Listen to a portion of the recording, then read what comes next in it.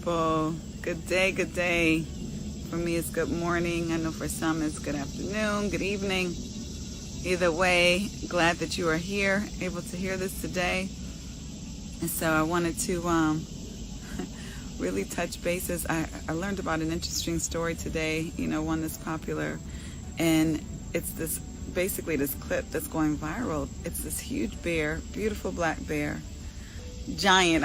I don't know how beautiful it would be if I was close up to it, but it's just a massive one, probably about 10 foot tall. Anyways, I'm assuming, I don't know if they had set it up as an experiment or the bear so happened to be out there in the woods where they were, but they had this giant mirror essentially in the woods posted. It was like a door mirror, but it was a huge mirror. And interestingly, when the bear looked at the mirror, it was like, oh my gosh, it was startled, right? And it kept looking like, what is that? What is that, right? Not recognizing the bear's self in the mirror. And then finally, the bear was like, wait a minute, I don't recognize this. It's about to go down. So the bear just starts like pounding on the mirror until the point of obviously demolishment, because the mirror, of course, didn't stand a chance against this gigantic bear. And so the mirror was destroyed. But what I find interesting about that video is just the very easy analogy when I think about ourselves and looking in the mirror.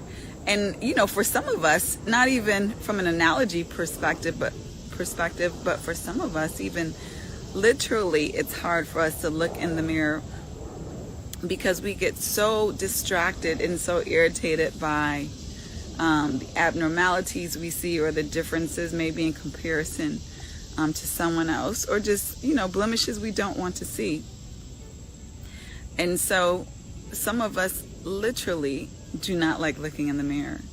But then I think most of us fall in this category of really spiritually, emotionally taking the time to be still, without noise, which obviously always forces us to look in that mirror, that stillness, right?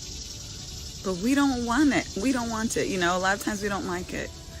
A lot of times when people first start meditating, it's very disturbing for them. The silence, the stillness, just literally is enough to drive you crazy, right? When you first start meditating. And we oftentimes, we blame it on the silence, or that we're bored, that we can't sit still.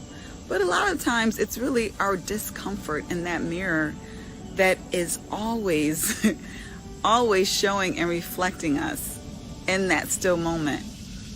And when we first start that stillness, that's when we see everything, and it comes fast, right? Like, we just see all of those internal blemishes that we don't want to see.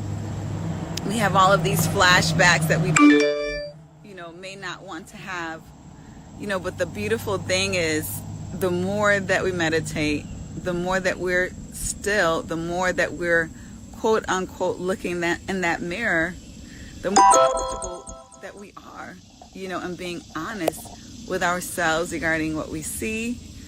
And then, they're not even as distracting, especially those things that aren't even relevant in your lives at this point, and they just subside like the wind. And if they come up within an instant or two, they're gone, because we don't pay attention to them, right? Because they're not as startling. But in those moments when we first look in that mirror, or first be still, first meditate, it can be difficult for us.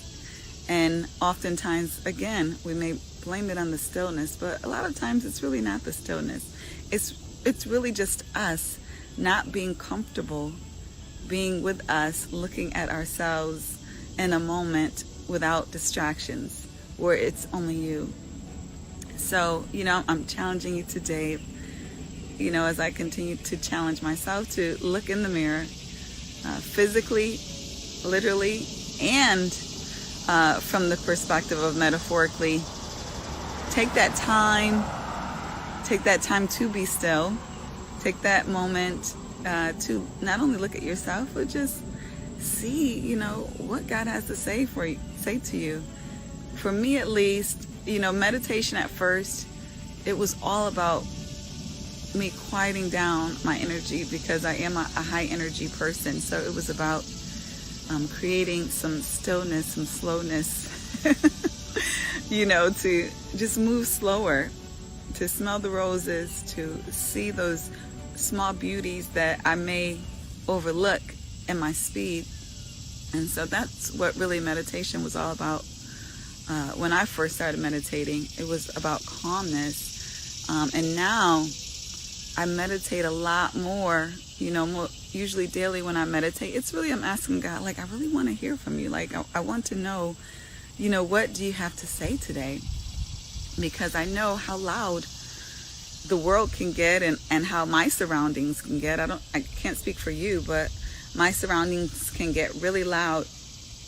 And so I want to create that space to hear from God. It's not as long as I want it to be. I meditate 10 minutes a day, but I get some golden nuggets, to say the least.